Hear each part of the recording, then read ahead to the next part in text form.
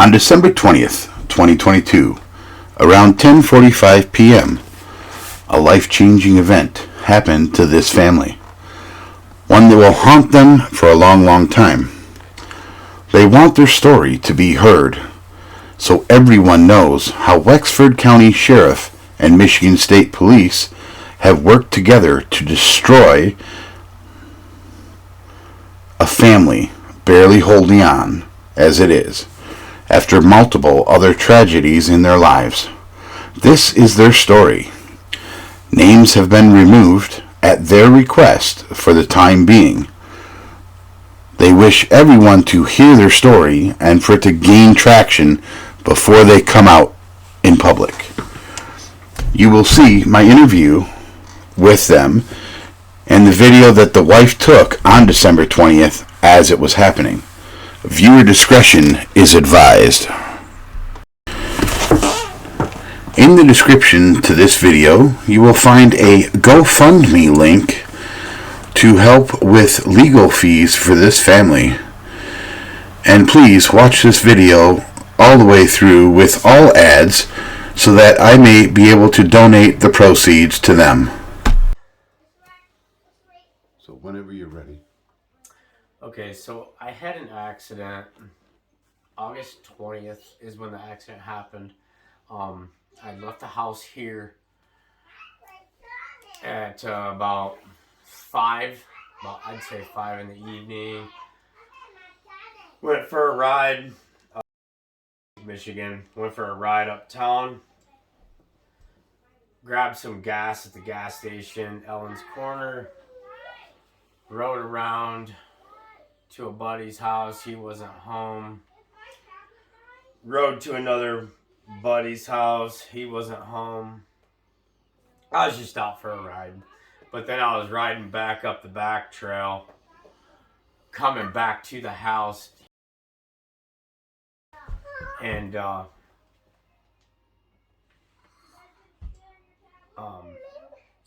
don't really know what happened. But all I remember was waking up in the woods, and it was pitch dark out. I want to say the accident probably happened in the neighborhood of about 7 o'clock, between 7 and 8 in the evening. I woke up in the woods. It was pitch dark out. I had no idea. I was scared. I couldn't move. I didn't understand why I couldn't move. I was in a lot of pain. Instant pain. My left arm was like directly behind me. I was laying on it. And I rolled and it snapped back into place. When it did, I remember puking all over the place. It was something else, I tell you.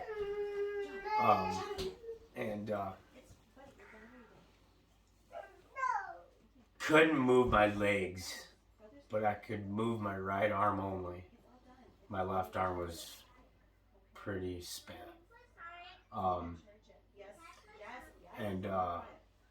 I screamed for help for hours.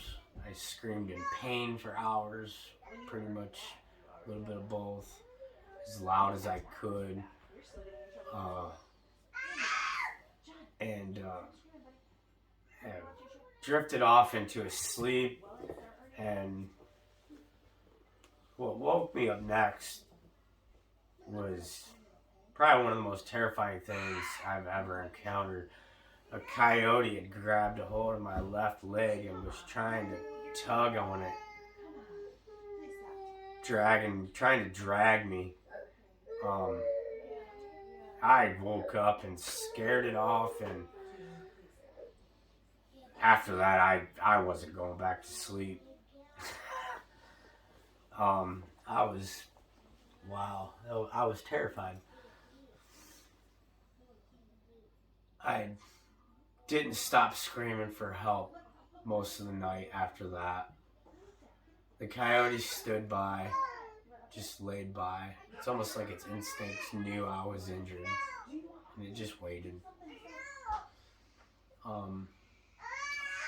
Daylight started to hit, and that's when I found my phone, and it was broke to the point I couldn't call anybody.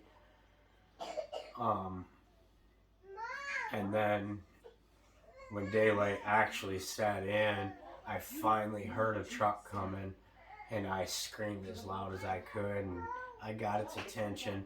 A father-son found me. And they got fire rescue out there as fast as possible. Fire rescue got me off the trail, got me to EMS, where EMS got me to Munson Medical Center in Traverse City, where I underwent a lot of scans, x-rays. They found I had a broken clavicle, broken scapula, 5 broken ribs, and my T12 vertebrae burst, which is why I couldn't move.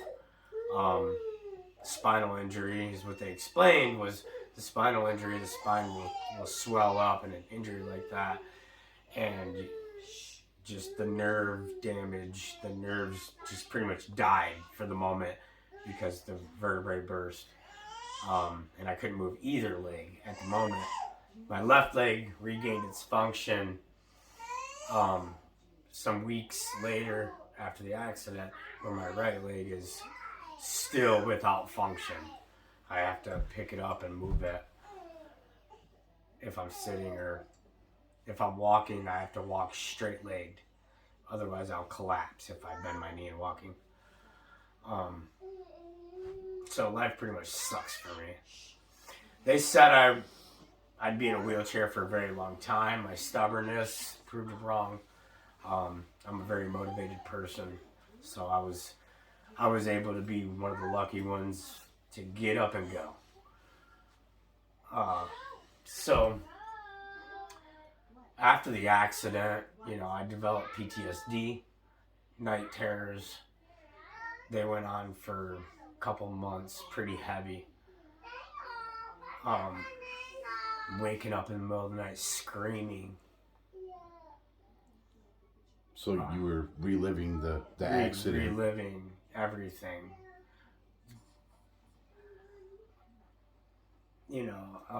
Just tormented.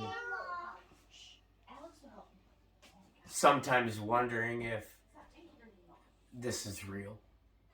If I'm not dead.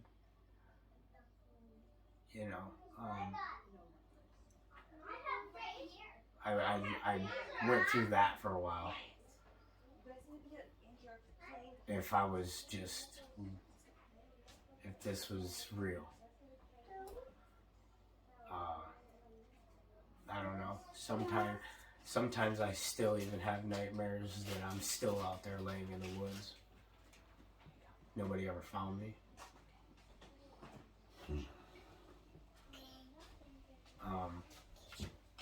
Life's been pretty rough. What helped me was that I had started school with Alvernia University down in Pennsylvania. It's all online, but the distraction of it has been a blessing. I'm going to school. I'm trying to reach a bachelor's degree in addictions and mental illness. As we fall short in that era. I think my experience level, just in life, I think falls in that category. I think I'd be good at it. It's an interest of mine. I like to help people. Everybody deserves chances. I've been given enough of them myself, And so that distraction's been a blessing, like I said. Then life just has a way of, when you're down, it likes to kick you in the teeth. I have 4 young boys, ages 7, 4, 3, and 2. We share the oldest with my ex-wife, whom my wife, she's been in my son's life since he's been 18 months old. So he's all she knows. So it's been tough. We lost my ex-wife December 5th. And it's happened very spur of the moment, very fast, and very unexpected, due to cancer. She got to it too late. By the time her results came back, it was too late. It was too fast. It was just something I've never seen before. And watching my 7-year-old son go through this is something I wasn't prepared for. I don't know if anybody could be prepared for something like that.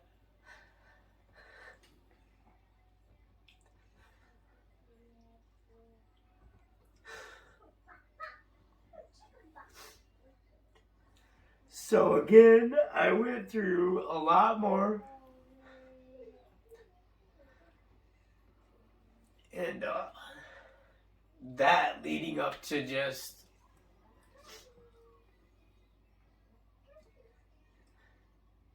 questioning life, like nothing made sense. I just didn't understand life at the time.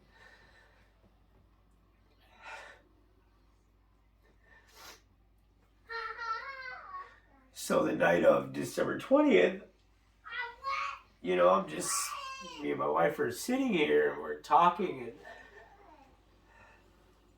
next thing you know, I'm screaming and I don't know why.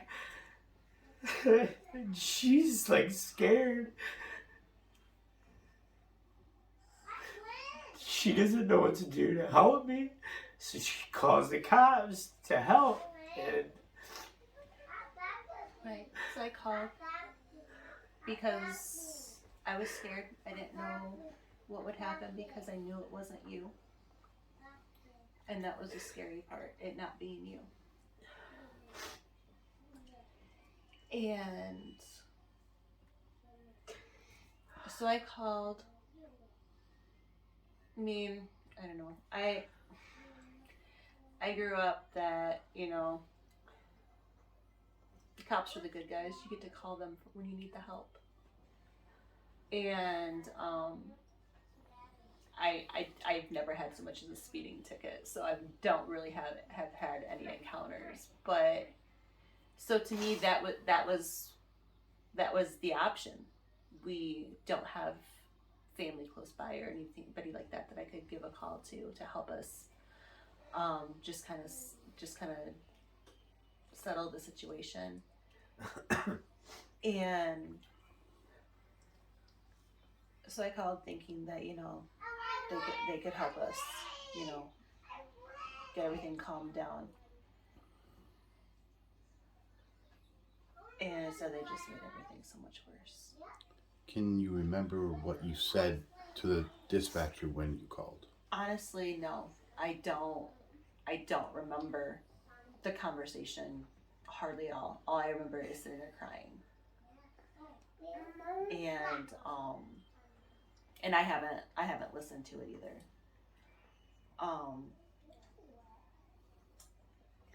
At the point when you called 911, had there been any physical contact? No. So more than likely you stated that maybe, or at least you didn't tell them there was physical contact because there wasn't? Right. I don't remember what I had said, how the conversation started. I was scared that it was a possibility, and that was why I called. Right. And by the time they had got here, before they even got here, we had been able to talk a little bit, and I mean, we came up with our resolution, you know, how we were gonna, you know, handle it. We thought to get things settled down by the time they got here, and they didn't want to hear any of that.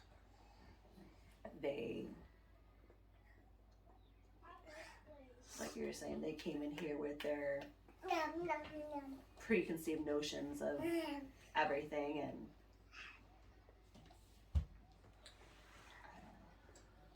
From what I saw of the video that you guys sent me, it looks like they came assuming that he had already hurt you, and nothing was going to change their mind. Like, is that pretty much what you saw? Like, after they got here, they kept asking to see my lip for some reason, and they're like, "Oh, well, you said something." I said, "I haven't said I didn't say anything about my lip to you guys." So there's nothing, and I guess that I had like a little bit of a scratch or something on my chin. I'm like, God, 4 young kids who are on and off me all day long. I'm like, yeah. I'm like, or that's probably ketchup. Who knows? But yeah. So I mean, and we told them that, you know, we were just trying to, you know, to help settle the situation, and you know, nothing had happened, and they didn't want to hear it. That wasn't a good enough explanation for them. And how many officers arrived? Four. Was it 2 state police and 2 county sheriff, or? Yeah. I don't remember. Yeah, it was. Okay. Two male state police, a female deputy, and a male deputy. Do you happen to remember all their names? No. It's in the paperwork too. One state trooper's name is in the paperwork, and the one deputy's in the paperwork.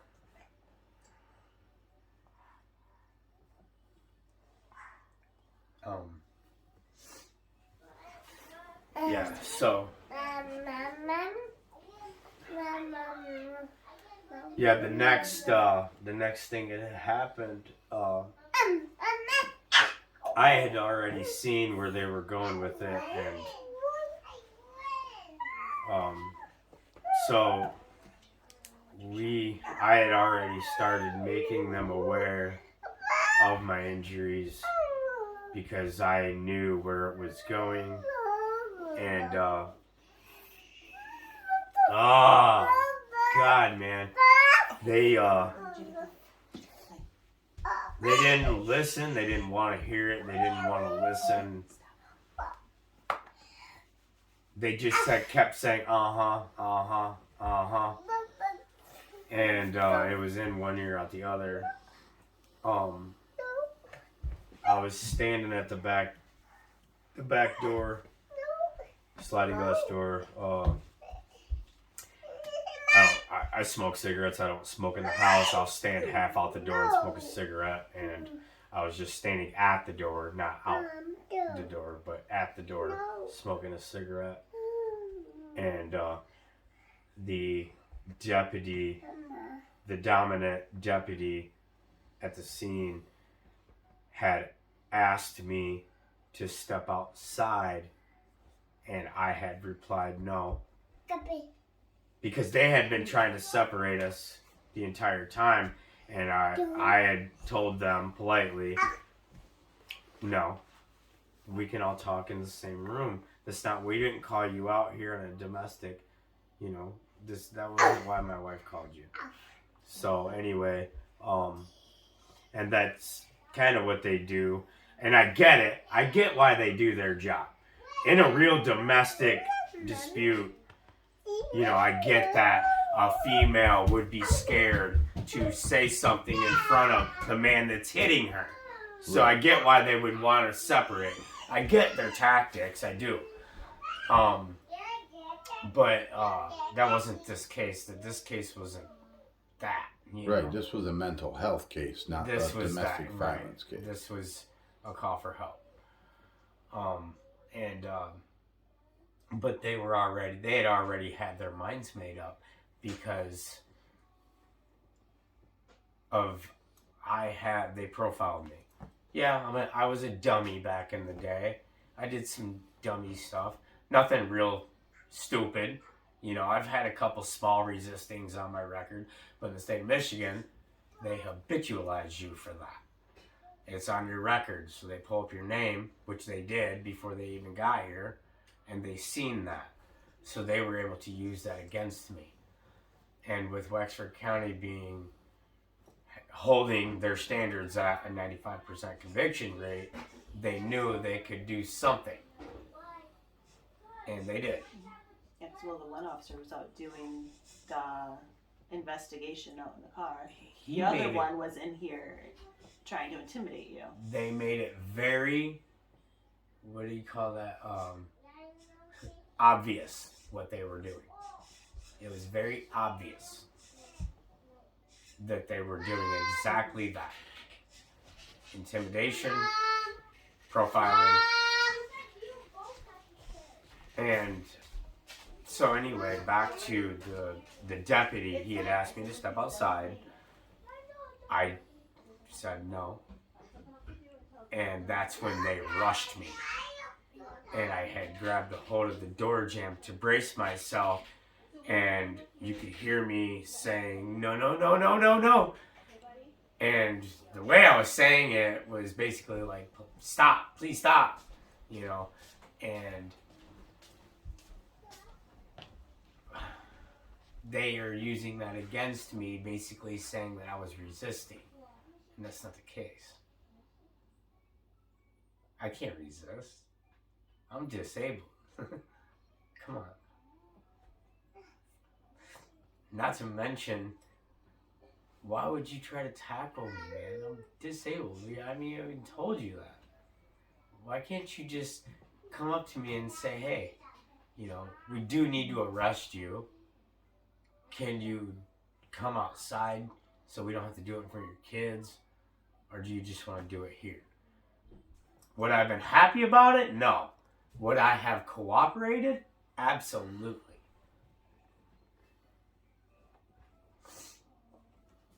Yeah, it took me a few seconds to. But they didn't even give me that option. They just did that, and then they hurt me. I mean, you can see in the video, the cop had his knee in my back, right where they did the surgery. Now I'm trying to figure out how to get that pain in that spot to go away. So now I'm back to the pain clinic getting injections. So I don't know what to do. Yeah, I missed the first part of that on the video because it took me a second to catch what was going on. Like, it all happened so fast that I didn't even catch on to what's going on. The video doesn't start until they already had him on the ground. At that point, I'm starting the video and I'm saying to get off of him because he can't be on the ground like that. They can't be on him like that. Him! Get off his back! Get the back! Hear you, but we all have a job to do. I didn't do anything! No, it's not! I didn't do anything! You don't Stop. back in! What's your name? I'm gonna go to my kids. Come here. Come here, baby. I didn't even do Come here, it. sweetie. This is so okay, dumb. Yes, it is. This is so fucked up. Record this. Record this. Record it. Oh my. I didn't do anything. I hit You you. did not hit me. Oh my I do God. I do not want them to take you. We came up with our What the resolution. fuck? You guys are hurting him. Oh, this hurts. He can't. He's in pain. I'm in so much He can't be on the ground like that. pain. He can't be on the ground like that. You don't understand. We're showing that you're loving yet.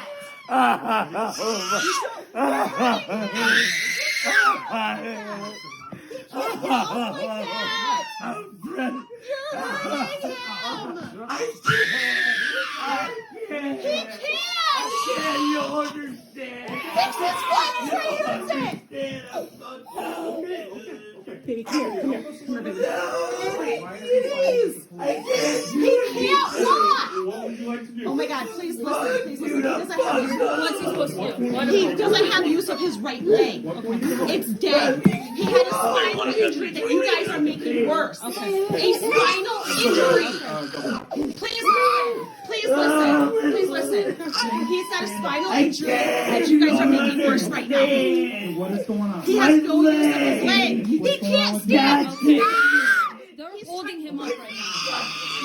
All right, hey, it's all right. All right. It's okay. You guys do this in front of kids. He can't stand. He can't.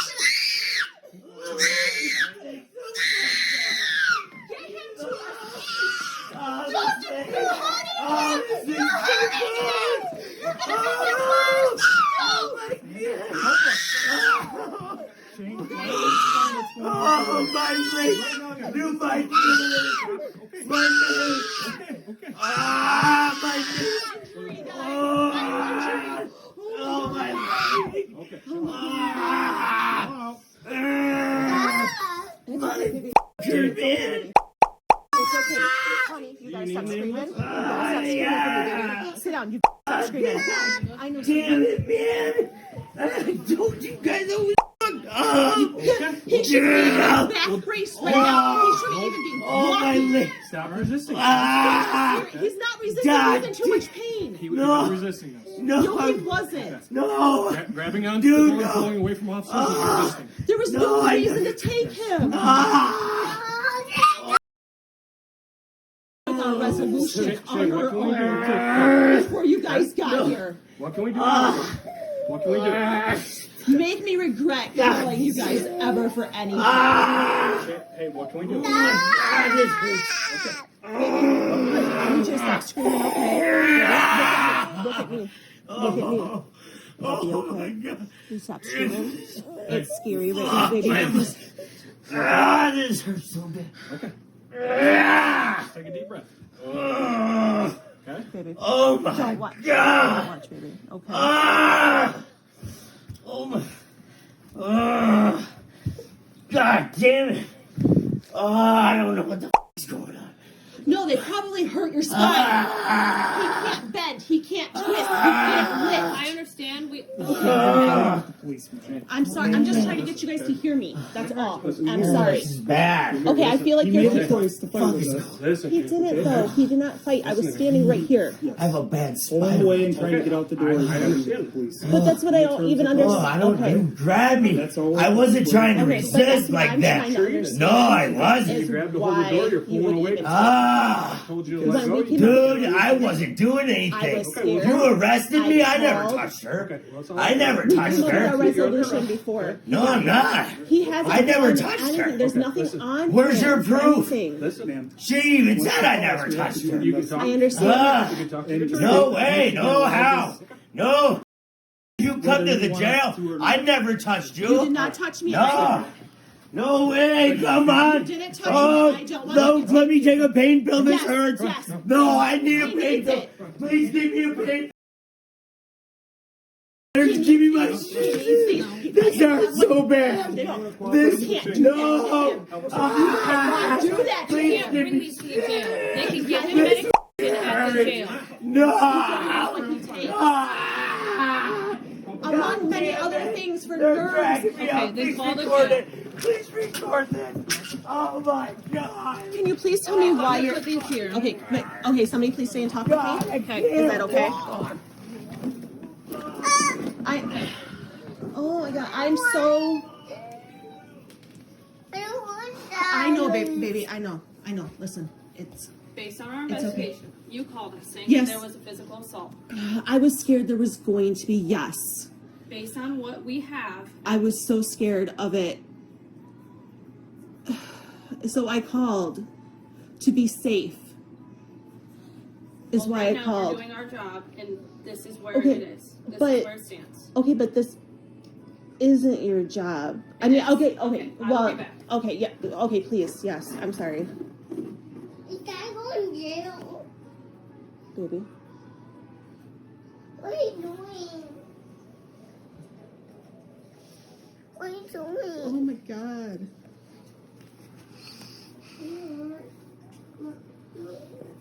No, Dad, no. No, baby. It's okay. It's okay. It'll be okay. Oh God, it better be okay. Oh Lord, you better help us fix this. Lord, this is not what we needed. Oh Lord, please. Please, my Lord, please, Lord, please, Lord. This is not what we needed. This is not what we needed, baby. No, it is not. We do not need this whatsoever. Oh my God. Then we Baby. go down to jail. Baby, I will get you a snack. It'll be okay. Should we get down to jail? Baby, I promise you, it'll be okay. Can All I right. pick up Dad? As soon as we can. Okay? I promise, babe. Okay. Hold on, I gotta...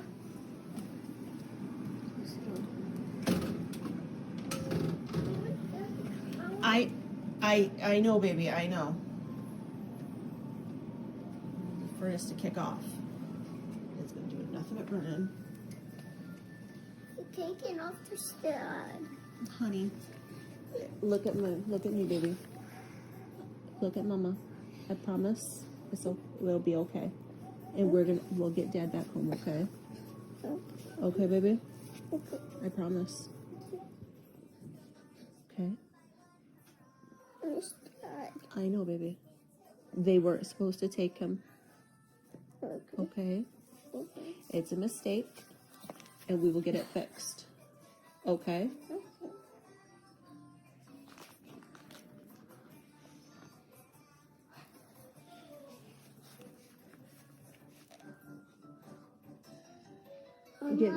Get under the blankies. It's cold. Yeah. Here, baby. Joe will be sad Honey, if Dad don't come. I know, baby. We're all gonna be sad. We'll get him, okay? It's okay. All right, baby. Yeah, it's okay. They're just coming to talk to me so they can help me understand what's going on, okay? Here, Rebecca. Yeah. So, sorry about the whole incident. Okay? I'm sorry that I wasn't calmer. I was just trying to get somebody to. No, that's I mean, okay. I understand that you guys were hearing me, but I don't feel like you were listening to me. Is where I was coming from with that. So here's I'm the deal, sorry okay? if I made the situation worse. No, that's all right. You know, obviously we have a job. Yes, I understand that. He had told us that he flexed up on you. I was intimidated, Yeah, and even with his injury. I mean, 'cause I'm not gonna do anything to hurt him, and that's the part I was trying to get through to you guys exactly how fragile his back is right now. Yep. And I wasn't feeling like I was communicating, and I probably wasn't communicating it very well. Well, But that's what I was trying yeah, to. I understand. You know, I was so scared his back for him. is fragile, and you know, Oh, it's okay, buddy. Here, at the end of the you have day- this one, and you can have this one. Okay. I was trying to give him the opportunity to cooperate with us, but when he starts resisting and grabbing hold of the door and refusing to And- let go, I have to do what I have to do. And if you would have understood, he's had. Okay. Don't get me wrong. The majority of you guys are awesome and do your job amazingly. There are a couple people out there who do not. And he's ran into those people and he got scared. Well, I'm sorry that he's had bad dealings. But- We're just here to try to keep people safe. I understand. But I guess the part that I'm not really understanding is that, yes, I called. We went through everything. And we had even said, you know, while we were waiting on you guys, we came up with our resolution of what we were going to do. Right. So I didn't understand. So here's the Why? thing, Rebecca. You had told our dispatch some stuff that, you know, he had put his hands on you and that your lip was bleeding. No, I never said my lip was bleeding. Okay, well, somehow our dispatch got that information. But No. From what you told me, okay, the element of fear is there. You just told me that you were scared of him at the time. I was scared of him at the time, yes. So, I mean, he's an intimidating Yep. guy. and so you guys are in a domestic relationship. You guys have 4 kids, okay? Yes. All right, so that right there is enough to arrest on domestic assault. Just because I made just because a phone call being scared. Just because the element of fear and what he did, you said he flexed up on you, and you were in That fear was at that his moment. words, Okay. but yes, Okay. and I kind of put that into my own words. So, you know, whether you want to pursue it or not, he's still going to be under arrest at this point. Okay. Right? For So what? for domestic assault and resisting obstructing. Okay. And you understand too that part of that I don't know if it was true resistance, but I mean, the one officer in here was like stepping up close to him and kind of, I mean, not going like that, but he was making himself stand nice and tall and got a little bit closer. And that was intimidating to him. And he even said that it was. Did he say it in the nicest words? No, he didn't. But I mean, that's who he is. Okay. Well, I mean, like I said, we're trying to, get to the bottom of it. Okay. I'm asking you questions, and I can tell something happened. Okay. Yeah, I got scared. And it seemed like you were being a little bit reluctant, and he's not giving us any room to talk about this. Okay. Okay.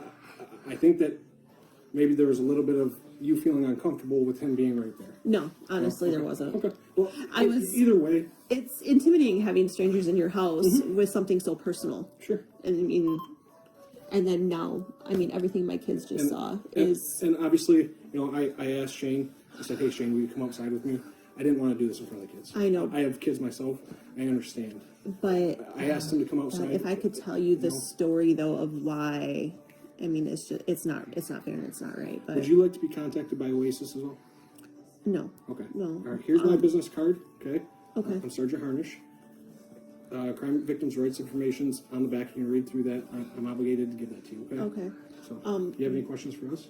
Yeah. What do I do? So he's going to go to jail tonight, like I said, on domestic assault Okay. and resisting obstructing. All right. He's probably going to see a judge tomorrow morning. Okay. The judge typically, I can't speak on her behalf, but typically what happens is there's a no contact order put in place. Okay. So he won't be able to have contact with you once he gets out. So, like I said, And I don't have a say in that. no, well, I mean, he can contact his lawyer, and I mean, you can contact victim's advocate and stuff like that, and or the prosecutor's office, and go through those steps. But Okay, do you have the? I guess how do I find the number to the prosecutor's office? just Google. Google. Yeah. Okay. Thank you. Yeah. I'm sorry. I didn't No, know. that's okay. I mean, that's basically all we have. Is there anything else that you think that we should know? No, other than I don't believe you guys should have taken him. Okay. Well, and like I said, I mean, in the state of Michigan, when there's certain elements met of a crime and there's a domestic relationship, we don't have any discretion when it comes to that. Okay. Like I said, I can understand why. yeah. I mean, I'm not, but I don't know you. It's I don't know not Shane. fair. I don't want Shane to get injured. I want him to listen to us, but at the end of the day, we have a job to do too. So. God, it's such a long story. No, I mean he shouldn't even be walking yet. Like his surgeon is amazed that he can even stand up at this point.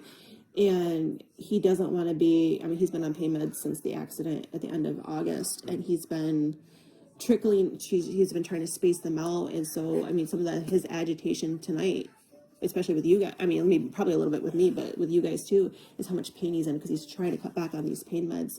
And then he needs it so bad right now after everything. He should not have been on the floor like that. I'm so scared that he's going to lose more function than and I sure hope that everything he doesn't, worked to gain.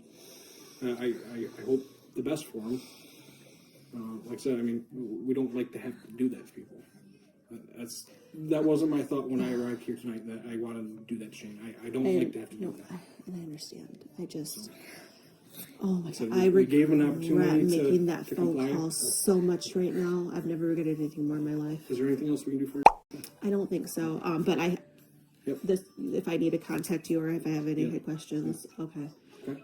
Well, good luck to I'm you. sorry that I like I said, I mean, especially to I'm gonna give it back to you so I have yeah, it now. so I'm not putting because I'm so sorry that I was so much activity. I was just trying to be heard. I'm so sorry that I was. All right. Well, good luck to you, Rebecca. And I kept saying, he's got a spinal injury, he's got a spinal injury. And one woman officer, she stood in front of me and she's like, okay, I hear you. I said, you're hearing me. I said, but you're not listening to me. Like, you guys can't be doing this with him right now like that. And even after everything, and they got him sitting in the chair, and it was a little bit, and I could be a little bit calmer trying to say it, even calm saying, he's got a spinal cord injury. He can't walk. His right leg, he can put weight on it to move around. I said, but he doesn't have movement in that leg. Like, he doesn't have balance with his hands behind his back. And it didn't matter what I was saying, but they weren't listening to me at all. And then then he's talking about how much pain he's in and his pain meds. So I'm trying to give him one. I turn around to grab it out of the cupboard, and next thing you know, they're trying to drag him out of the house. And I said, he needs to have at least one of these, and they wouldn't even let me give him one before taking him out, let alone letting him take them with him. No, I'm on a scheduled set of pain meds. Without them, my life's miserable. Literally. Not many people, like an average person, they don't get it. You know, they don't know what my kind of pain feels like. They don't understand. And I get that. And I don't push that on people. You know what I mean? But I go through some serious chronic pain. Chronic pain that wakes me up out of a dead sleep in the middle of the night. And that's my life, you know. That's my new happy life. So how did they go about taking you out of the house? I saw They the drugged video, me but through the door. no shoes on, right? No, Snow on the ground. Snow on the ground. And then when they put me in the squad car, it was painful. I'm gonna be honest, man.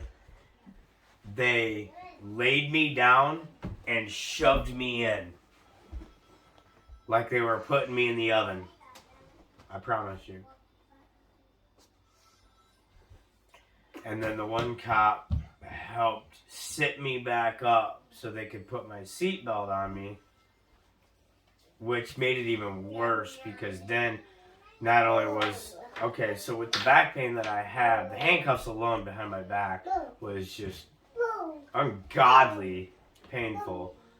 But then so the police cruisers, no padded seats, just straight plastic or whatever they're made out of. So then there was that. And then when they put that seatbelt on me, which strapped me against that son of a bitch, oh my word, dude. And then the whole time, whatever that state trooper did when he put his knee in my back, my left leg just started shaking. And it wouldn't stop. It was like my leg was tensing, just nonstop. It was doing that before they pulled you out of the house, yeah, right? Yeah, and I it saw didn't that stop in the video. all night. It didn't stop all night. So they took me, he asked me before we left the house, do you want EMS to come here or do you want us to take you to the hospital? I'm like, well, it doesn't make sense for the EMS to come here. You're here, get me there. Right? Okay. He's like, all right, let's go. So they get me to the hospital and I'm screaming the whole time there. And I think it finally might have dawned on them at some point in the car ride because I seen them look at each other and they were like, oh shit, this dude's not faking it. You know, he's for real. But here's what didn't make sense to me. We get to the hospital and they get me out of the cruiser and into a wheelchair and they take me in. And this doctor, I'd love to get this doctor's name and find out who he is, walks up to me, and the first thing out of his mouth was, he doesn't look paralyzed to me. What can I do for you? Can I get you some Tylenol? Some ibuprofen? Nothing else was said but that. That was the first thing that was said out of that doctor's mouth. So where did this doctor get his information from? And who said I was paralyzed? Where did that come from? But the way he said it told me right then and there, I'm at the wrong hospital. I'm dealing with the wrong people. And again, I'm being profiled. These people are... Why is he talking to me like this? Why is this doctor talking to me like this? I don't get it. I don't understand. So, I mean, that was a very short hospital visit because I did not feel comfortable immediately at that hospital. When in that care of that doctor. So I declined on that doctor. I had to. I did not feel comfortable. I felt like I was being attacked, in other words. So they wound up taking me to the jail where they put me in a wheelchair, wheeled me into a cell, a holding cell, and that was it. And I screamed in pain all night. Somewhere halfway through the night, an officer came in my cell and told me that if I didn't stop, he was going to strap me to a chair. For what? Screaming? In pain? In pain that one of your officers did to me. For what?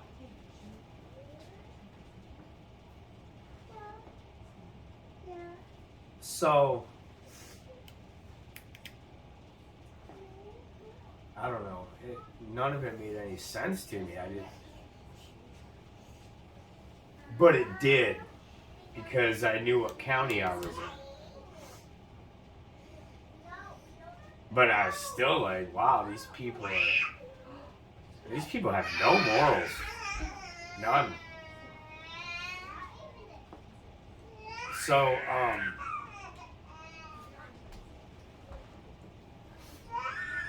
they wound up charging me with a domestic violence in order to charge me with 2 resisting arrest.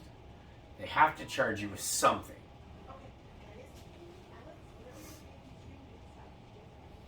And how they were able to charge me with 2 resisting arrests blew my mind.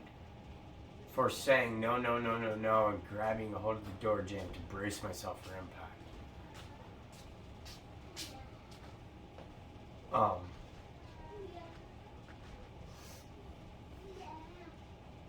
Where they will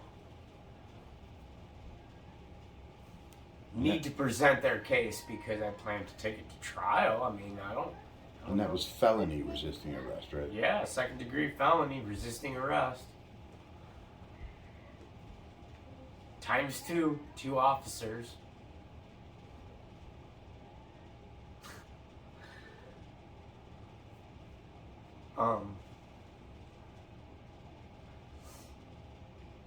So then they summons my wife to come to court to once again say my husband didn't hit me. Like, yeah, we kind of said that. So they summoned her twice. She had to go pick one up at the sheriff's office, and then, was it the night before court? The night before at 8:40 at night.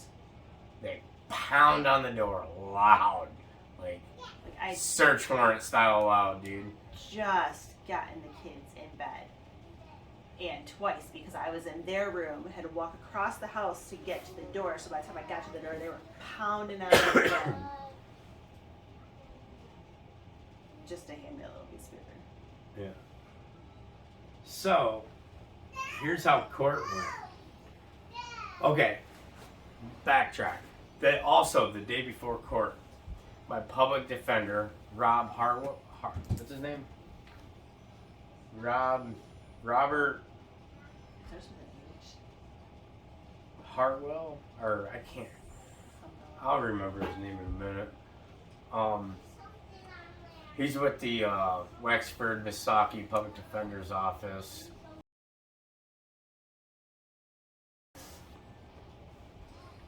He has been against me the entire time. So he calls me up and he says, you know, we're just talking, and he's really wanting to know. So, your wife's coming to court, right? I'm like, yeah, she was summoned to come to court. She has to be there. He's like, what's she gonna say? I'm like, the same thing she told you guys before. Like, what do you want, Rob? What are you calling me for? You know? And so I had been telling him a couple times, actually, you know, we have 3 kids in school. We have a 2-year-old with us, and the kids get off the bus at 3:45 every day, but they scheduled our court day for the preliminary examination at 2 o'clock, where my wife has to come in and testify to say exactly the same thing we've been saying, or she's been saying. And Rob says, well, you know, if she leaves court, they could put a warrant out for her arrest. I'm like, Rob, I've already told you this 3 times, that we are not from this area. We don't have a support system, no family close by. You know, we can't just magically say, hey, Jeannie, come and babysit our kids, you know. So, you know, life. So I told this guy probably a total of 4 times the babysitter situation, and the 4th time being, you know, the day before court. And then so the day of court, here's how it happens. We get there, there's nobody there, not a soul, just some officers with the prosecutor in the hallway, right, sitting right outside the courtroom. And then us, myself, my wife, and our 2-year-old child, John. And they don't usually typically allow kids in the courtroom, you know. So I'm like, you know, this something doesn't seem right. Well, there's nobody here, you know. Doesn't make sense. So it was like, what, 2:30. I got up and walked into the courtroom, whereas they're all just sitting around. Judge is back there. They're all just chit-chatting. And I'm like, what's going on? So I stood there and I crossed my arms and I stared at the judge until she looked at me and started shuffling some papers real quick. And then she says, oh, on to the next case. Then they pulled somebody up on the screen. And I'm thinking to myself, they're delaying on purpose. I knew. So I walked back out. I told the wife what was going on. And then 2:45 rolls around. I said, go in and show the judge that you're here. And try to explain to her the situation that I would have to leave to go pick up the kids. And so I went in there and I sat down. And they were finishing up with the person that they were talking to. And she chatted for a second with the girls next to her, and she happened to look up and saw me, and I kind of put my hand up. I said, can I speak with you for a minute? And very, very short, very rude. She's like, no, I don't think you can, and turned away. And so I sat in there for a minute, and they were joking around about something, and she basically kind of said that, you know, that's inappropriate, and because they were waiting on paperwork. That's what it was. Paperwork. Somebody needed paperwork from downstairs, blah, blah, blah. And then, so finally she's like, well, can we move on? And, so at that point, like, the lawyers went up there, and then they were, of course, looking. I stepped out to go get him and tell him that he had to go in. And I said, you know, hey, I'm like 3:45. I said, I can push it to 3:15 before I absolutely have to be getting home. Because I'm thinking, okay, they're aware of our situation, that they just hurry up and push me ahead. I've seen it happen before. Somebody had something going on. They're like, well, we have this witness. This is what's going on. They need to get out of here fast. You know, does everybody agree that we can just push them to be first? And so that's kind of what I was expecting to happen. And so I was sat out there in the hallway, and I'm waiting, and I'm waiting, and I'm waiting, and I'm waiting, and finally I'm like, okay, well, I've got to get out of here. I can't wait any longer. And so I grabbed up our 2-year-old, and I headed out to pick up the kids here from home, getting off the bus. And I get out to the car, and I saw that I had a missed call and a text right away that said, don't call back. So it's just like, all right. But then I was on my way home, and he called me back. And I think this is when you were in the room with Rob. Okay. And he's like, yeah, he's like, they're talking about putting a warrant out for your arrest. I said, well, there's not much I can do about it. I said, I'll be as fast as what I can. And I get home, I turn around in the driveway, so the car's already facing out of the driveway, so that way I can just get the kids in the car, pull out, and go. And like I had snacks and everything all set up in their seats, so they had all of that, and I'm just sitting there waiting for the bus. And I happen to glance down the road, and at the corner I see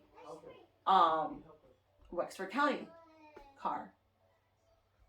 And so I'm like, well, that's weird. I'm like, they're never around here. So I was watching, and it looked like they were just going to turn around and head back the way that they came, but instead they backed up and came down this way. And when they came down this way, she slowed down, seeing my car there, and she was just like staring at me. So I'm like, okay, that's really weird. And she just drove by. I was almost expecting her to turn back around and say, hey, we've got to arrest you because there's a warrant out for your arrest. And she didn't come back around. But at that point, I was texting Shane, telling him what had just happened. He was calling me, and so I told him, and Stop it, John. I said, you know, I'll be as kids should be here any minute. I'll be as fast as I can getting back. I said, but I'm also not going to give them a reason to pull me over if they're already on the lookout for me. Right.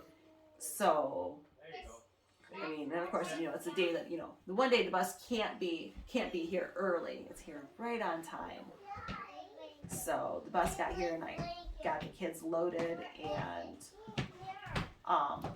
headed up there. But you're gonna want to backtrack to what happened. I do. I want to backtrack while I was gone. So, when we had went into court, I watched the clock the entire time. Went into court at 2:50. They called the deputy up first. A preliminary examination is to bring forth enough evidence to kick it over to counted pleas if there's possible felony charges involved. That's where the resisting arrest comes in. Anyway, so they pull him up there. I could see it, and this is in just through my eyes.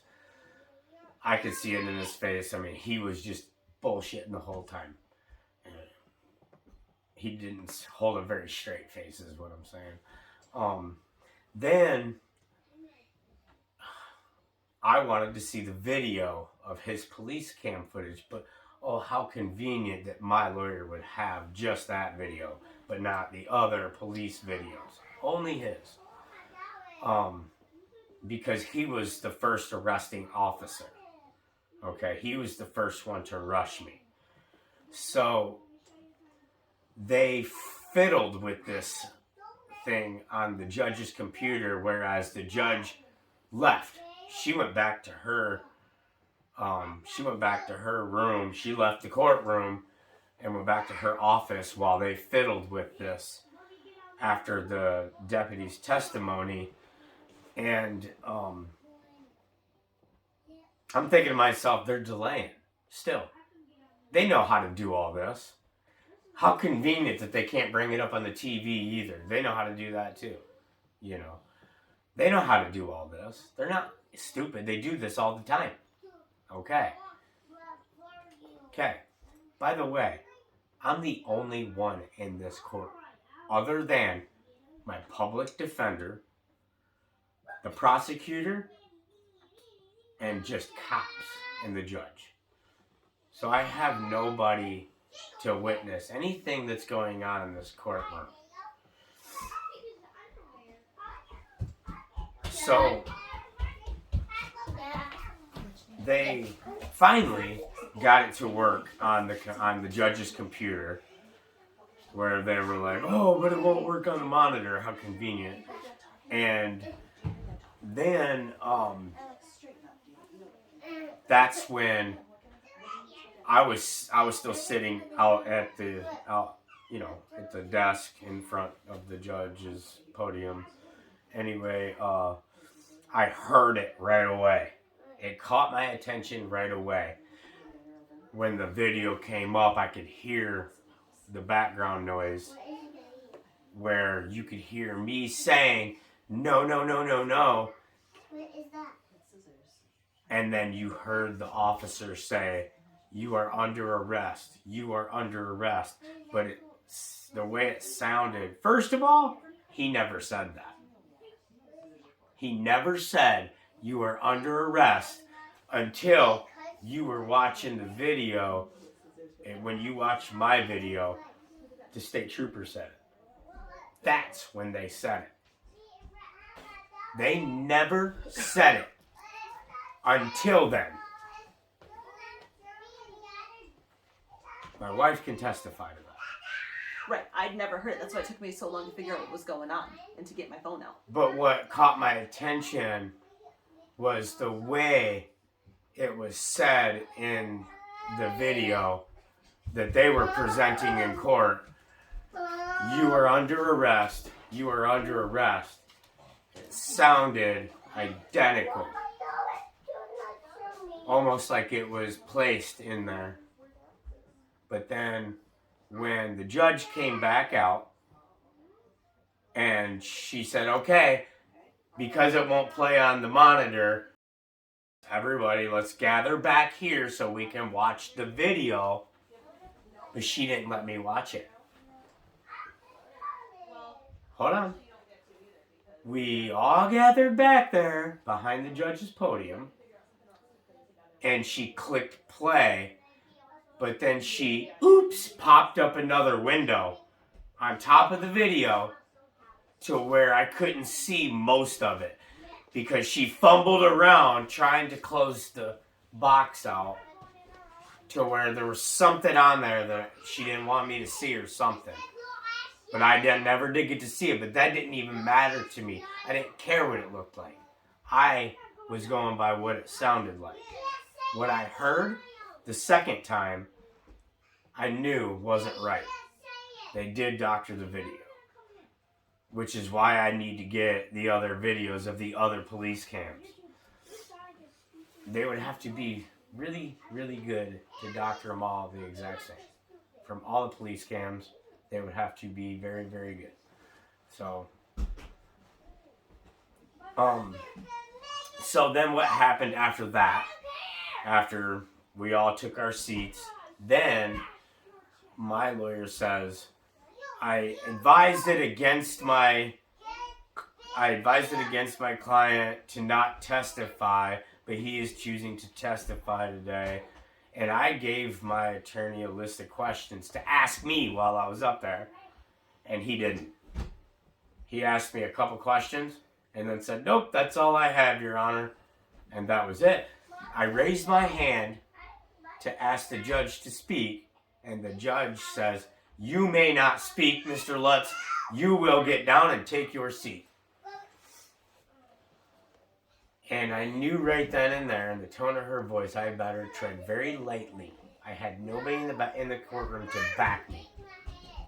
If I spoke one bit out of context, I knew I better tread very lightly. So I did. So that's when I took my seat and I looked at the clock and it was 3:10. And that's when the judge... That's when I was walking out. That's when the judge asked my attorney, is there anybody else you'd like to call? And my attorney stands and says, "Well, Your Honor, I would like to call, but it's my understanding she left the building." And that's when the judge says, "What do you mean she left the building?" He says, "Well, I guess she had to go pick up the children. They're getting off the bus or something. I don't know, Your Honor." And I'm thinking to myself, yeah, you do know, Rob. Why don't you, kind of say something? But of course, I'm not saying anything. I better not. And so that's when the judge says, "Oh, hold on. Let me backtrack. Hold on. 1 second. Let me backtrack. Before you went into court, did we or did we not walk up to the prosecutor, Corey Wiggins, and say, "Corey, my wife has to leave here by 3 o'clock to go get her kids off the bus, and she has to testify today"? Yep, because we were in the meeting room with Rob. We had just walked out, and he happened to be standing right there. He was like, "Excuse me." He's like, "I just wanted to let you know that, my wife's got to leave here by 3 o'clock. You guys summoned her to be here, and she's got to leave by 3 o'clock to go get our kids off the bus." And he wouldn't even look at us. He was just kind of looking off at the ceiling. "Well, I don't even know if we're gonna need her, so it doesn't matter," kind of a thing. Wouldn't even look at us. And Rob was standing right behind us because he hadn't made it out of the meeting room yet. So he was present for that conversation too. Yes, he was. And then that's when we finished walking down the hallway to sit down. That's leading up to this, because that's when the judge, after Rob said what he said, then the judge looked over at Corey Wiggins, the prosecutor, and says, "Mr. Wiggins, did you have any recollection of this?" Mr. Wiggins stood and he said, "Your Honor, I had no recollection that she had to leave at all. I wanted to snap. And they knew it. That's when I knew what their intentions were at that moment, and I knew I better shut up. That's when the judge said, "Should we put a warrant out for..." Listen, man, I was about to blow up, dude. I mean, wouldn't you? Okay. Absolutely. I'm just saying. I mean, it took me a lot to just chill out. I mean, because, are they really going to put a warrant out for... Come on, man. Seriously? I mean, they could. But really? So then, when I went out into the hallway with Rob, because the judge adjourned court for me to go out the hallway and call my wife, which everybody knows where my wife's at. Come on, she's picking up the kids, But sending a cop way out here like that to do that, my wife was scared. She ain't never had even a seatbelt ticket on her record. Come on, man. Why would you do that to her? She's picking our children up. Come on. That's not right. That's immoral, and that's sick for the courts to do something to a family like that. To put us through that day, that's mental distress. And then my wife had to drive excessively faster than the normal with those kids in the car, going through that, anything could have happened on the way back to that court.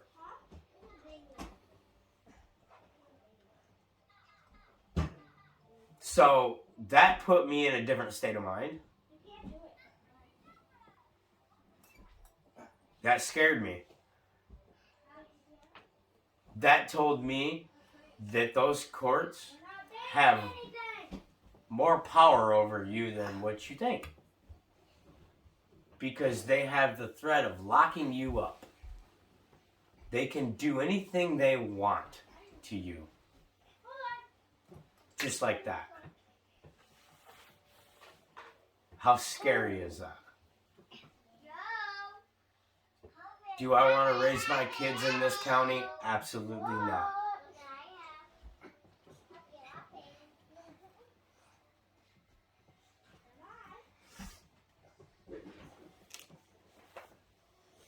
Is there anything else you can think of that would pertain to this matter that you haven't thought of so far?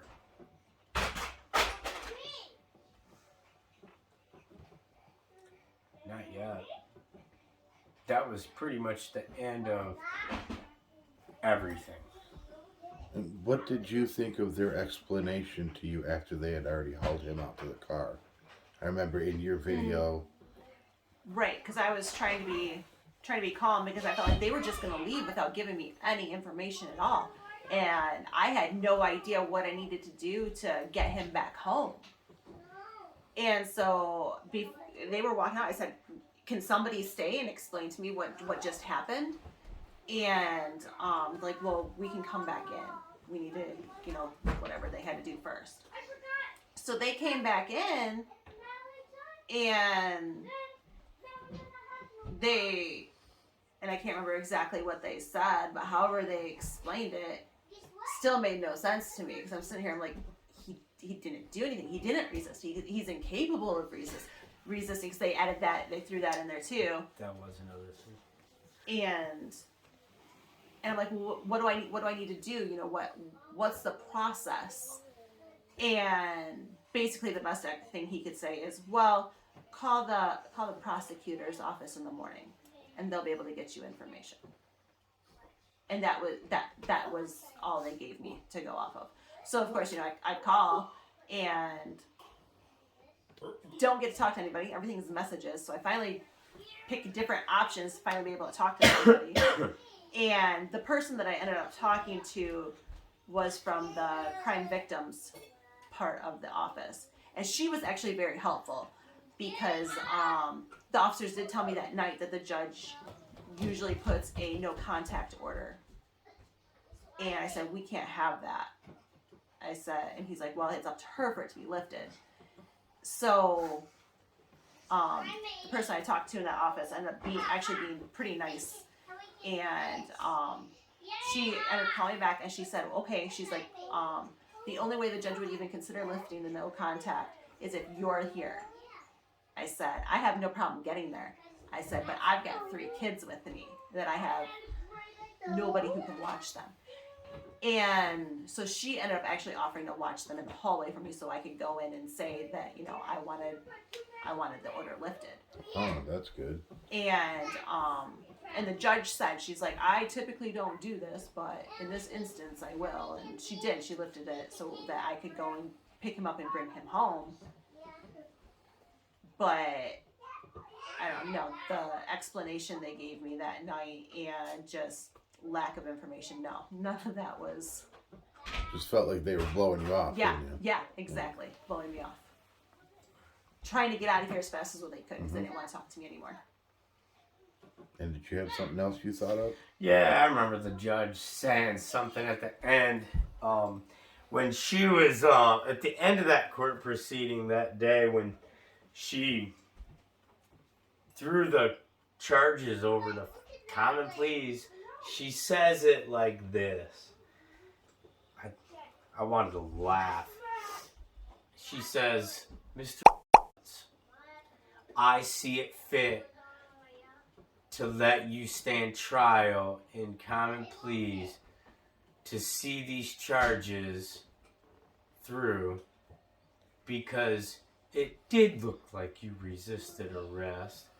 And if you would not have resisted, you would not have been in so much pain. And that even your wife said stop resisting in the video. And I'm thinking to myself, what? What? Where did you say that? No, if I said anything, it was he, because they were saying don't Yeah. resist, and I was saying he can't resist. I heard that. Yeah. I was like, I heard you what? say he's not resisting. That's the Not point I was resisting, getting yeah. across. I was just appalled. Like, where are you getting your information from, lady? Oh, and then, do you want to add how she threw in about the restitution? No. No, I don't. Oh my. So yeah.